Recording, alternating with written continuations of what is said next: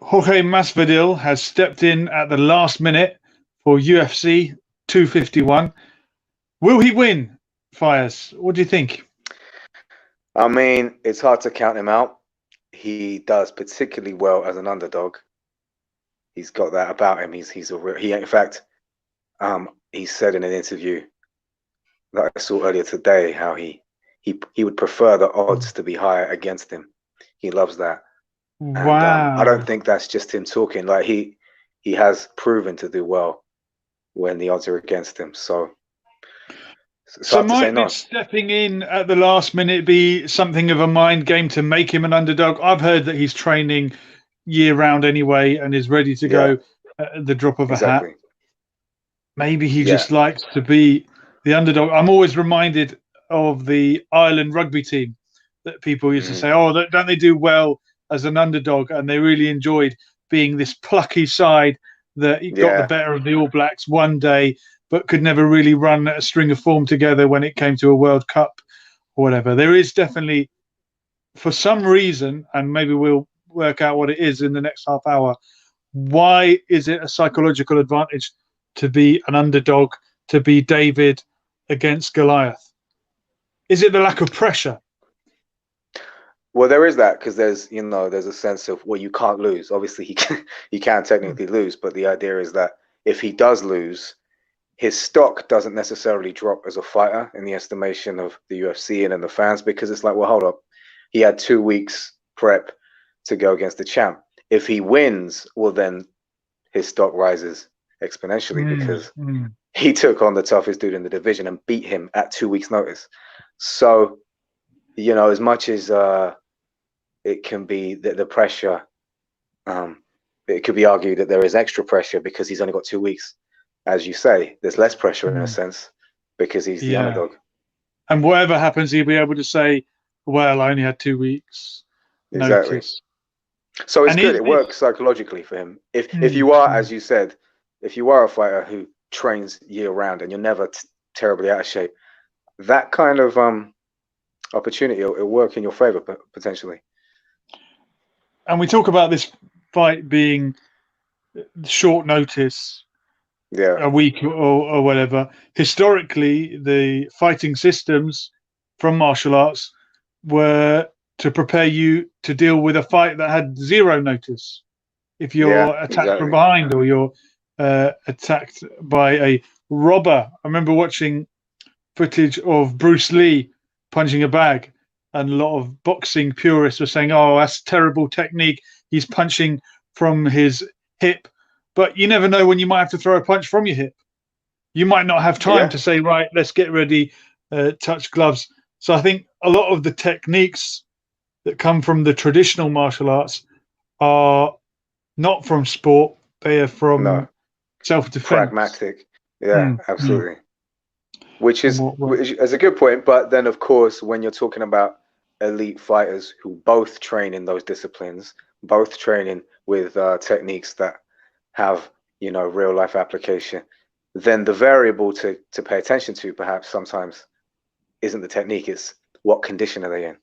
That's where cardio and athleticism and stuff like that comes into play because they're both well versed in their respective techniques. mm, So for that reason, we haven't gone there. You haven't asked me, but I would say for that reason, it would be Kamaru Usman's favor in his interest to make sure the fight lasts a long time. okay. Um, just on the off chance that perhaps Masvidal's gas tank isn't what it usually is on fight night, but it might be because he might be like the Diaz brothers, for example, who just have incredible cut. They do triathlons and stuff like that, and Masvidal hasn't been a guy who gasses very often. So, but yeah, I would say Kamaru needs to make it a long fight because Masvidal can take you out early. That's a good point. Yeah. So he might not be in peak condition, and peak athlete or elite athletes, some people say, cannot maintain that level of condition all year round. And this is why you can only really fight once every 6 months if you're an You get elite outliers fighter. though, like GSP famously Mm, seems to be someone who, even out of retirement, You can come in and fight in a division above his weight class and win the title, which is Wow. crazy. But he's an outlier. He's not Yeah. normal. Well, maybe these are the real warriors that we should admire. And Yeah, the other point you were saying about his value going up or down if he loses, if he wins, the UFC and mixed martial arts in general seem to have much less emphasis on the myth of the undefeated fighter. yeah, Boxing, people string wins, 40, 40 the 49-0 was this yeah, mythical record that everyone was chasing, and you end up with a lot of padded records. yeah. Why do you think MMA hasn't suffered from that as much? I think it would be. It's just the natural way that the sport has progressed, because it would be much more difficult to pad out a fighter's record, considering the sheer number of ways you could potentially lose as an MMA fighter. Yeah, You know, the yeah, variables. There's so many variables, and that's to the strength of MMA, because then we can get rid of that nonsense. Of course, it's impressive when you get a guy like Khabib or someone who hasn't been defeated. That is impressive. But if he did lose, and John Jones or whoever, it doesn't destroy them. It's not devastating to their career, because we all know the greatest of the great, they get caught and then they come back. And to be honest, that is more I would say, as a fight fan across the board, there's nothing more impressive than a guy who suffers a defeat, and in the eyes of the press and in the eyes of everyone, perhaps a humiliating defeat, and then he cut somehow the psychological fortitude to come back and then win. When that kind of, not only would that injury stop most people, but the humiliation from the press and everybody seeing you, laid out to come back from that, that's the measure of a fighter. So I would say that's something I really appreciate about MMA. I don't know what you think. Where does that put Conor McGregor then, who's What do you mean? had a loss? Should he not be chasing the loss that he had? Should he not want the rematch? It seems I that think he does. he's finished with MMA now. Or is that but he's been. I don't know. He was, but again, well, that's the thing. That's the thing with Conor, because he's very good at keeping himself relevant. So he says things. He has publicly said he would definitely want that Khabib rematch. It's Khabib who says that he doesn't want to give it to him, but Conor says he wants it. Yeah, exactly. So whether you think that's Conor just talking to keep himself relevant, I tend to think, say what you want. I'm a Khabib fan, but Conor's I think he's a genuine tough guy. Like, I don't think he is scared. Some fighters might suffer a defeat like that, and they don't want it anymore. But I think he would be hungry for that rematch. Yeah, I hope it can happen. It's funny that you can stay relevant by saying that you've retired. But that does put you in the news. The other point I wanted to talk to you about regarding Masvidal is apparently he stopped off in Italy to buy pizza on the way to a fight that he's 2 stone in overweight for. But did you get it from the tabloids? Did you get that particular story from the tabloids? Because I get it. Sadly, I get it all from the tabloids. Because I saw that as well. But we both know better than to believe the tabloids. Well, because I followed that up, and he was talking to Chael Sonnen earlier today, and he was talking about that. It was basically a photo op for the journalist. It's like, oh my God, he's pigging out. He bought one. He had one bite of that. His team had the rest. He said it was really frustrating for him. He wanted to have the whole thing. He couldn't not have a bite because, there he is with this incredible pizza. But he had one bite, and, he's going to pig out after the fight. But of course, he could just be saying that. But it seems much more likely that he'd be doing that. With 2 weeks' notice for the fight of his life, I don't think he'd be pigging out on a pizza. I wouldn't have thought so. What happens if he doesn't make the weight? Because if he's 30 pounds overweight with a week to go, then I'd imagine he's going to come in overweight. Yeah, he gets penalized. Perhaps they decide that the title isn't on the line. There'll be some kind of repercussions. But yeah, if he's over a certain threshold, we've seen it in the past. It's been a problem, especially for a title fight. So, do you think? And I don't know if it would be possible. Is it time for a new approach to weight cuts and weight limits? Well, you yourself, you've been an amateur boxer. You've dabbled in amateur MMA. Yeah. What do you think? I've done a couple of weight cuts, and I fought semi-pro a couple of times when you have a little bit more time to cut the weight. So for those 2 fights, I cut to 70 kilos. Whereas so I just did you a disservice there. That's all right. You weren't just an amateur boxer. Semi-pro, semi-pro fight. And also, and you were a champion of the amateur scene. Yeah, so and a champion. I just said I made it sound like you're some journeyman. Far from it, by the way. If anyone doesn't know, but yeah. I just that was not intentional. But so did you have any difficult weight cuts? The cut to 70 is more extreme, but it's not. I mean, I would cut from about 75 to 70 over the period of about 7 days. I would start drinking a lot of water and a lot of salt for 2 days. Then 2 days continue drinking a lot of water and have very little salt. And then about 16 hours or so before the weigh-in, you stop everything. And because your body is still thinks loads of water's coming in, it continues to urinate the water out at a rapid rate. And a couple of times I might have had a hot bath just to no sweatsuits, no locking the window, no sweatsuits, no. And you'd be surprised. Like if you wake up on a normal day and don't have breakfast and you go to the toilet, you'll probably be at least 1.5 kilos under what you expect to be anyway. So when people say, he's cutting, I mean, 30 pounds that's extreme. And I think that might be exaggerated as well. And I don't think he'll make it all the way down to, what's the limit for welterweight? 185. Is it 185? Is he trying to get to? Welterweight? No, welterweight is 170. Okay, so he's trying to get to 170 from, so he claims 190 plus. It's very extreme. I think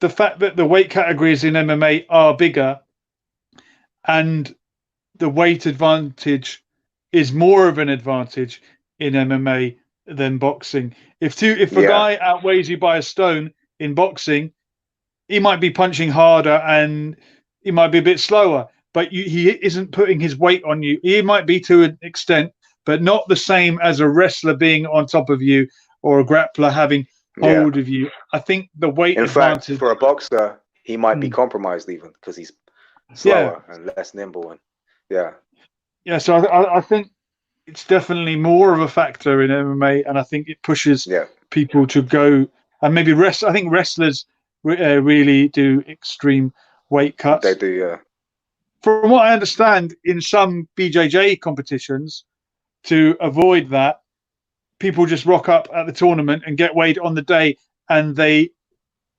categorize them on the day depending on who's there. So there's no trying to make 90 kg guy trying to get down to 79. I remember we took a fight many years ago when I was boxing for university, and I was coming in at around 70, 71, and the opponent was going to be 75 kg, and they were saying, "Oh well, do you want to take it? Should we take it?" And the coach said, "Let me see. I want to see him." Some 75 guys are huge. Some of them are not that much. So it depends. But when you look at tricky. The guys, it's a tricky one. Yeah, it is. I think maybe something needs to be done, because you've seen some people on the scales in really bad way, really damaging themselves to get down gaunt to a weight. But the tricky thing is, what would you do differently? Because say, for example, you had same day weigh-ins, and people would end up cutting their own weight anyway. It would become an unofficial thing to do rather than an official thing to do. You would get in fight camp big guys, cutting weight in order to make the weigh-in on the day, and then potentially, obviously, they have less time to rehydrate, and it's more dangerous to get concussed in that state on the same day. So it's exactly. It's tricky. And the serious injuries in boxing, I think, have come in the lower weight categories. People think, oh, the heavyweights punch the hardest, but it's the lighter guys who dehydrate themselves to get down to weight. They end up with no water in the brain protecting them. I think there is some procedure that they use in professional boxing where people have to not only meet a weight, but they're going to weigh in a week before, 2 weeks before, and they have to be on target to make that makes sense. the weight. Yeah. So, well, yeah, I don't know what you could do, but it is an issue. That's true. If USADA, you know, the commission to ensure that people are not taking performance enhancing drugs and stuff like that, if they're going to be involved in training camp to the degree that they want to monitor what fighters are taking, perhaps they should also do the work in monitoring that the weight cuts are healthy, and that it could be a gradual thing like you're talking about. That would make sense. It's more work for them though, but yeah. We've got some comments. Amar Hussein is saying Masvidal has been in camp with Poirier for 6 weeks. There goes the theory that he's training all the year round. Masvidal says, I mean, that might be true, but he does say that he hasn't been training like he would be in camp. He says he's just been keeping fit and doing conditioning. But Amar Hussein also said the WBC check weight 30 days and 7 days before weigh-ins. Yeah, maybe that's what I was thinking of. Triple T is saying, why don't the boxers fight at the weight they are rather than losing all that weight? Well, it's to get the advantage. And once you start it, it becomes the done thing. Exactly. And if you don't do it, you're at a disadvantage. Almost like carrying a knife in certain areas. Unfortunately. Areas, yeah. So I need to ask you this. We were talking. Yeah. Okay. What's your prediction? Oh, the Nigerian Nightmare. Yeah, I mean, he is. Thing about him is because he doesn't like Masvidal's got. He markets himself better. He's got a great attitude. He's good. He's fun to watch and stuff like that. I do think it is easy to underestimate Kamaru Usman, even though he's the champion, because he's actually. You look back at, all his fights, he's incredible. Actually, he's legit. So that's. I mean, I don't think wonder what the bookies are saying. I mean, as you say, Masvidal markets himself much better. All the stories are about him. This has been all about him. Even if he loses, it may still be about him. Didn't he do well, the guy that took it at a week's notice, even though he was with Poirier for 6 weeks? Is it a 50-50 fight? What do the bookmakers say? Because I believe, I don't remember the exact odds, but when Masvidal was saying he wishes the odds were higher, I believe it was to Chael Sonnen. It was because the odds are already against him, and and the question was, does that bother you? And he says, not at all. I wish I was even more the underdog, and so he's definitely the underdog, as he should be. That's no disrespect to Masvidal. It's just that you look at Kamaru and what he's done.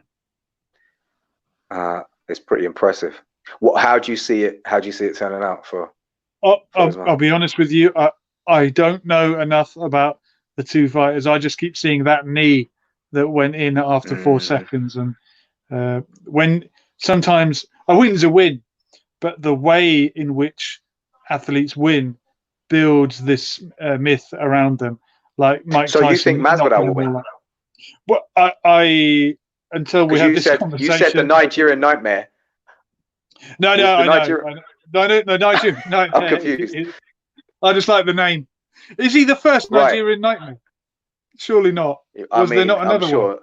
He's the most famous, but there might have been some others. But what else to call yourself? If you're a fighter from Nigeria, and you're really insistent on alliteration, then there's not many options. Yeah, exactly. The Beijing bad dream. Yeah, I don't know, but I wanted to ask you one more question about tournament MMA, and the idea of taking a fight at short notice and not knowing the opponent. Do you, as a fan who's probably old enough to remember the early days of MMA, do you miss that aspect of it? Yes, but to me, the glory days of that kind of thing were, Pride had tournaments, and did they? So, and that was a great. When did And, Pride is finished now, yeah, right? yeah. They had the Grand Prix and stuff like that, and so and that was good because the early UFC tournaments were entertaining in a kind of B movie appeal, like because you had a lot of really massive mismatches and fights didn't even always look good. But with Pride, that was at the apex of you know, the martial artist had already evolved. That mixed martial artist, sorry, had evolved into this fighter, this hybrid that everyone knew a bit of everything. And to have tournaments with those fighters was interesting. That's when you saw Mirko Cro Cop and Wanderlei Silva and Josh Barnett and Fedor and stuff like that, really at their best, Shogun. So I do miss it, but it is good. What was always the case, if you've been following MMA for more than 10 years, the not the frustration, but it was always a very it's a conscientious thing. If you ever entered a social scenario, people ask you what kind of sport you're into. People didn't know the term MMA. They just knew cage fighting, and that term straight away. It's like, oh, here we go. And it didn't have any sophistication. It didn't have any it didn't have the sophistication that boxing does, or the mainstream sports where it's just accepted. Even though boxing is no less brutal, but with the UFC and these just matches and no tournaments, I think it has made it more palatable to the mainstream. So it's a price that the hardcore MMA fans had to pay. Okay, no more tournaments, no more head stomps, no more headbutts from back in the day. But I think that's good in the long run. Yeah, Do you miss it? It's become more refined, but I do. I mean, not that I was that aware of it back then, but I love the concept of a tournament, and boxing brought it back with like the Super Six, but more so prize fighter is the idea of a tournament on one day, and you might box more than once on the same day. I think that's a great athlete. As we said, most fighters can only fight every 6 months, but what can you do when you've already been in a fight? I would love to see somebody bring that back. It would be very interesting. There's no doubt about it. It would be, yeah. What do you think of the rise of at the moment anyway, it might be short-lived, of bare knuckle boxing, bare knuckle fighting? Yeah, it's been a strange phenomenon to see that. Yeah. And I always watch it and wonder, how would I get on? And I don't think I do very well.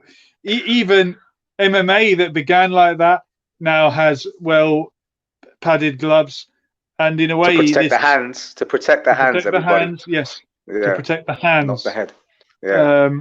It's allowed strikers to punch much harder, and a lot of the wrestling and BJJ guys must be annoyed about that, because it's taken a lot of their advantages away and helping the strikers like us to do what we can without risking injury to our knuckles.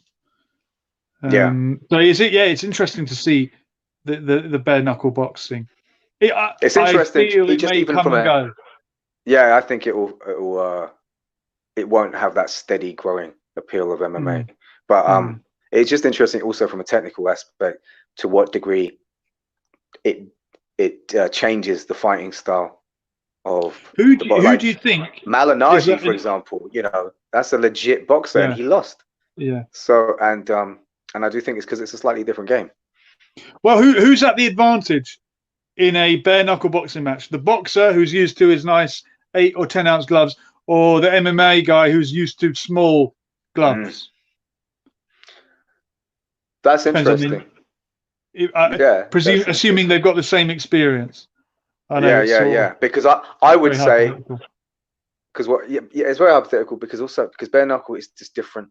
It even makes a difference that obviously how you throw the punch, of course, because there's only, you need to be much more precise with where you land, because with the gloves you can kind of be a little bit haphazard about it because your hands are protected. But if there's anyone who's had a little bit of experience punching things knows the head, you've got to land correctly, and the human skull is actually very hard. So you could throw a punch wrong and it land on someone's head and it break your hand, and then you're screwed for the rest of the fight. There's only this area here where you want to land. So one defensive technique in bare knuckle, what I've discovered is to actually not avoid the punch, but just lower your head a little bit. So the punch does land, but it's not with the top two knuckles, it's with the fingers hit, and that'll screw the hand up. And that's interesting. And so you want to establish range, but you definitely don't want to start throwing haymakers because you don't know what you're going to hit. And exactly, both MMA fighter and boxer will be as a disadvantage there to someone who, I think the best bare knuckle fighters will be the ones who have done it the longest. Yeah, that's it. It's about experience, isn't it? And yeah, one of the strange things I found going from boxing to MMA was throwing a punch with no shoes on. It felt very strange. Wow. Yeah. So that's something to think about. Final comment today comes from Triple T, and he says, "Any idiot can knee someone." There you go. That's the bottom line. There you go. Any idiot. How far can you take that logic? You could be like, any idiot can hit a ball with a racket, or any idiot can kick a ball in the net. Yeah. And boxing, MMA, and bare knuckle, BEAR should be banned. Oh, I haven't known that. That is a different. that should be banned for yes. Yeah, that's just devastating. Reasons. Yeah, you can't be just.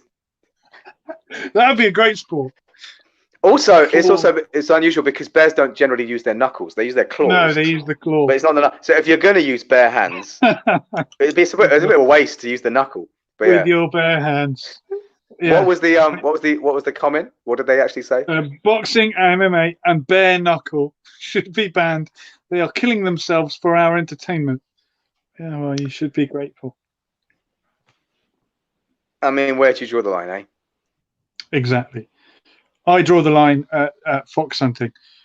But look, Fayez. Yeah. I'm gonna wrap it up, and thank you so much for joining me again.